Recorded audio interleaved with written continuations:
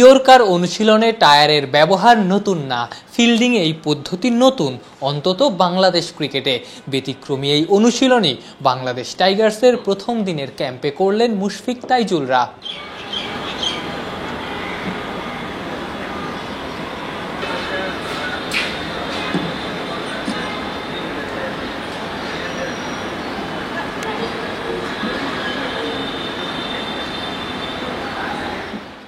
Direct hit run আউটে বাংলাদেশ দল এমনিতেই একটু পিছিয়ে। এমনও হয় 10-15 গজ থেকেও মুশফিকরা থ্রো লাগাতে পারেন না। নিশ্চিত রান আউটের সুযোগ তখন নষ্ট হয়, এবং সেটাই যাতে না হয় সেজন্যই এমন অনুশীলন।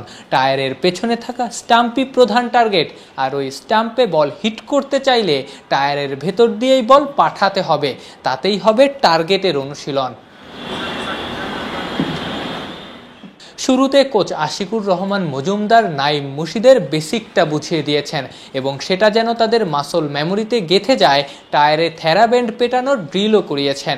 তারপরই মুশফিকদের ডিরেক্ট হিট অনুশীলন। ফার্স্ট যখন আপনি প্রথম শুরু করবেন এরকম একটা, যেখানে আপনি 2 মাসে প্রোগ্রাম শুরু করবেন, তখন ফার্স্ট যে সেশনগুলো থাকে, ফার্স্ট 2-3টা সেশন থাকে, যেটা ফিল্ডিংয়ের বা ব্যাটিং যেটাই বলেন না কেন স্কিলের, আসলে টেকনিক্যাল ছোটো ছোটো জিনিস নিয়ে কাজ করতে হয়। যেমন আজকে যেটা ছিল যে হাতের পজিশন ঠিক আছে কিনা, বেস ঠিক আছে কিনা, পশ্চার ঠিক আছে কিনা, হাত মুভমেন্ট ঠিক আছে হচ্ছে কিনা, এইসব ছোটো ছোটো টেকনিক্যাল জিনিস, বা থ্রো করার সময় অ্যালাইনমেন্ট ঠিক থাকছে কিনা, বা হাই বল ধরার সময় আমি রাইট পজিশনে আছি কিনা, এই জিনিসগুলো নিয়ে ছোটো ছোটো জিনিসগুলো, যেটা একদম যে অনেক ইন্টেন্সিটি হাই থাকবে সেটা না, ভলিউম বেশি ছিল। আপনারা দেখছেন যে অনেকক্ষণ ধরে করছি, কেন যে কোনো প্রোগ্রাম শুরু হয় যখন ভলিউম বেশি থাকে ইন্টেন্সিটি কম থাকে, আবার যখন আমরা আস্তে আস্তে ম্যাচের দিকে যাব তখন ভলিউম কমে যাবে, ইন্টেন্সিটি বেশি থাকবে। এটাই মানে এইভাবে আসলে ট্রেনিং প্রোগ্রামগুলো সাজানো হয়।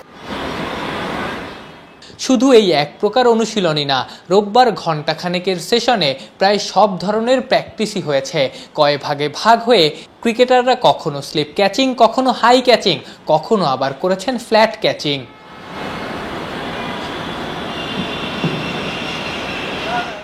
আফনান পিয়াল, অলরাউন্ডার।